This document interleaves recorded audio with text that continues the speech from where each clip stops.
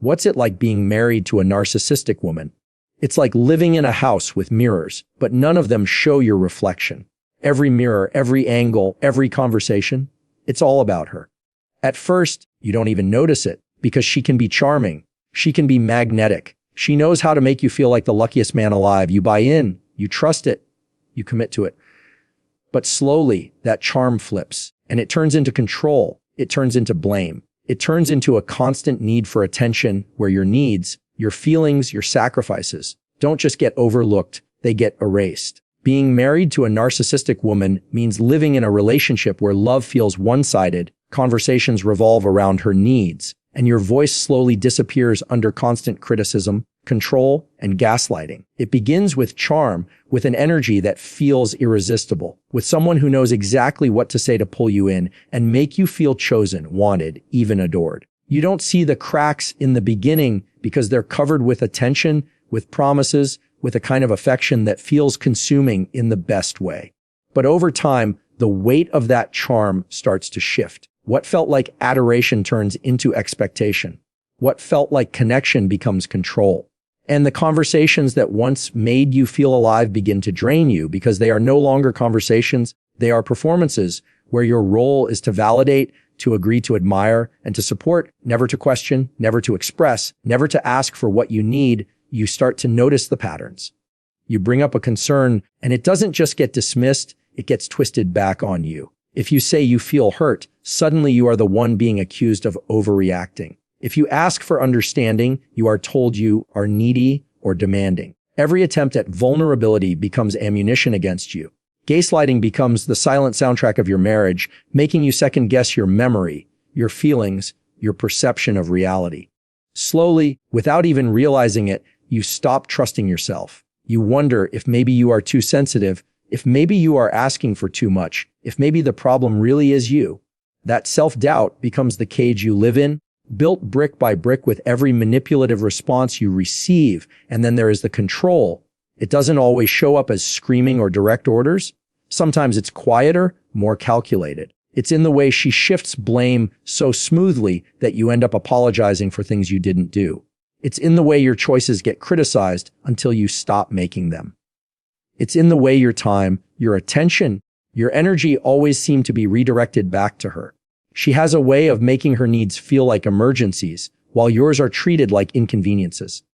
Over time, you learn it's easier to give in than to resist, easier to say yes than to fight, easier to sacrifice yourself than to risk the storm that comes with saying no. The criticism is constant, sometimes obvious, sometimes disguised as just being honest. It chips away at you in small, daily ways. Your efforts are rarely enough. Your successes are rarely acknowledged. Your mistakes, no matter how small, are magnified. You begin to feel like you are walking on eggshells, measuring every word, every action, every reaction, hoping not to trigger disapproval. You live in a constant state of tension, never truly relaxed, never fully at ease, because the atmosphere of the marriage depends on her moods, her feelings, her perception of how much attention she is receiving, and in the middle of all of this, your own voice begins to fade. At first, you fight for it. You speak up, you try to explain, you try to reason, but each time you are met with resistance, with defensiveness, with arguments that leave you more exhausted than understood. Eventually, you conserve your energy. You choose silence over conflict. You stop asking for your needs to be met because you know they won't be. You stop expecting reciprocity because it never comes. And that silence, while it feels like survival, is also the slow erasing of who you are. You begin to lose yourself, little by little, in the shadow of someone else's dominance. What once was a marriage of two people becomes a stage for one. She is the center of every story, the focus of every decision, the hero in every conflict. You are cast as the supporter, the background, the one who props it all up, while never being truly seen. Your accomplishments are minimized, your sacrifices are overlooked, your emotions are dismissed. And yet, the world outside doesn't see any of this. To others, she might still appear charming, put together, charismatic. She knows how to present an image. She knows how to make the relationship look enviable from the outside, while behind closed doors, you are carrying the quiet burden of being invisible. The longer it goes on, the more you adapt. You convince yourself that maybe this is just how marriage is, maybe all relationships are this hard, Maybe love is supposed to feel like constant work without reward. But deep down, you know something is off. You feel the weight of loneliness even when you are not alone. You feel the exhaustion of giving without receiving. You feel the ache of wanting to be seen, to be heard, to be valued, but knowing that with her, it may never happen. And that reality, more than the criticism, more than the control, more than the gaslighting, is what slowly breaks you down. The realization that the woman you married does not love you for who you are. She loves you for what you give, for how you reflect her, for how you serve the image she has built of herself. That is what being married to a narcissistic woman feels like. It feels like you are constantly reaching out for love in a relationship that only mirrors back your effort without ever returning it. It feels like you are shouting into a void where your words echo but are never received. It feels like you are disappearing piece by piece into the background of a life where only one person is allowed to exist fully. You give more than you receive, constantly apologizing and compromising until you lose sight of your own identity and forget what real appreciation and respect in a marriage should feel like. It starts small, with little sacrifices you tell yourself are normal, little compromises you convince yourself are necessary for peace, little apologies you offer even when you're not sure what you did wrong, just to avoid the explosion that might come if you stood your ground. At first, it doesn't feel like losing yourself. It feels like being flexible, like being understanding, like doing what a good spouse should do. But over time, the balance never shifts back. You keep giving, keep bending, keep apologizing, and the space you leave for yourself grows smaller and smaller until you can barely see it anymore. You wake up one day and realize your choices are no longer your own. What you wear, what you say, how you spend your time, who you spend it with, every detail feels subject to her approval. And if it isn't approved, it's criticized. You find yourself second-guessing decisions you used to make with confidence. You hesitate before speaking, rehearsing words in your head to make sure they won't trigger anger or ridicule.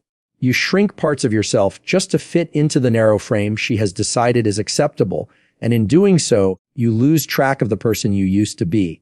The hobbies you once enjoyed, the friendships you once valued, the goals you once pursued. They fade into the background, replaced by a constant effort to manage her moods and meet her demands. The apologies become a reflex.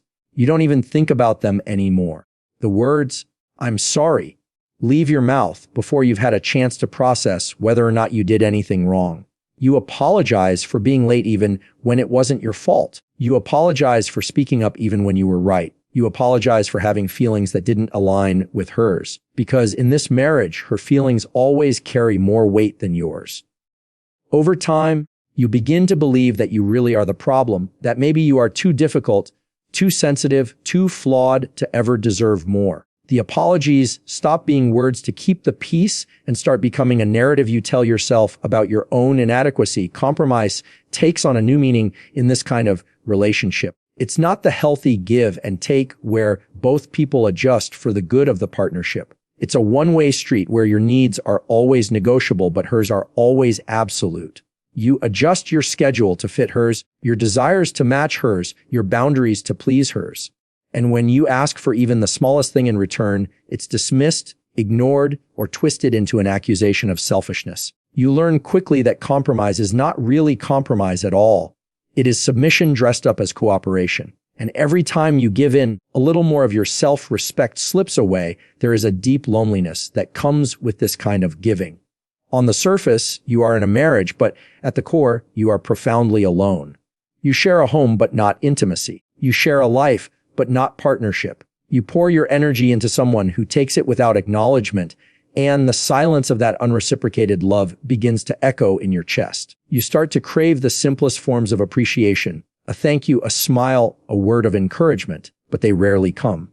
Instead, you are met with criticism, with comparison, with reminders of how you could be better, do more, give more. And so you keep pushing yourself, hoping that maybe one more effort, one more sacrifice will finally earn the validation you long for, but it never does. Because appreciation and respect are not currencies a narcissistic partner is willing to give. They see your giving not as a gift, but as an obligation, not as an act of love, but as something they are entitled to. No matter how much you pour into them, it is never enough, and they will always find ways to make you feel like you are failing.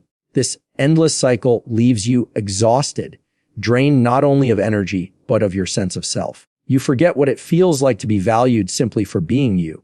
You forget the joy of being with someone who celebrates your strengths instead of magnifying your flaws.